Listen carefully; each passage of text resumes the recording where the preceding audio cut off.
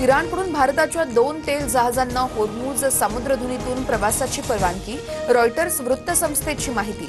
इराणच्या राजदूतांनी होर्मुझवरील प्रश्नावरती सकारात्मक प्रतिक्रिया दिली होती. राज्यभरात गॅस सिलेंडर मिळवण्यासाठी ग्राहकांच्या लांबच लांब रांगा. काही ठिकाणी ॲप चालत नसल्यानं गॅस एजन्सी बाहेर नागरिकांची झुंबड. रिकाम्या टाका घेऊन नागरिक तासनतास वेटिंगवर.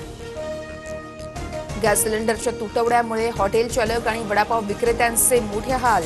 अनेक प्रसिद्ध हॉटेल्स आणि कॅफेमध्ये देखील पुन्हा चुली पेटल्या. लाकूड आणि कोळशाचा वापर करून व्यवसाय सुरू ठेवण्याची कसरत. भारतात तेलाची कमतरता नाही. सीएनजी आणि पीएनजीचा 100% पुरवठा सुरू. बुकिंग संख्या सुमारे 75 लाखांपर्यंत वाढली. अफवांना बळी पडून इंधन खरेदी करू नका. केंद्र सरकारचं नागरिकांना आवाहन. मध्य पूर्व आशियाई तणावाचा भारतावर परिणाम नाही. तेलाच्या पुरवठ्याबाबत अफवा पसरवल्या जात आहेत. काँग्रेसकडून राजकारण सुरू आहे. पंतप्रधान मोदींचा हल्लाबोल. मुंबईमध्ये गॅस कनेक्शन कापण्याच्या भीतीने सायबर भामट्यांचा धुमाकूळ. 4 दिवसात तब्बल 26,42,000ची फसवणूक.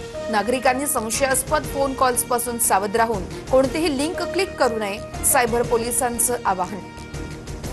अमेरिका इराण युद्धामुळे इंडिगोकडून अतिरिक्त इंधन भाडं. 425 ते 2300 रुपयांनी तिकीट दर वाढलं. देशांतर्गत आणि आंतरराष्ट्रीय दोन्ही विमान प्रवासावरती अतिरिक्त भाडं. अनिल अंबानींचा मुलगा जय अनमोल सीबीआयच्या रडारवरती. 228 कोटींच्या बँक कर्ज प्रकरणामध्ये सीबीआयकडून 6 तासाहून अधिक चौकशी.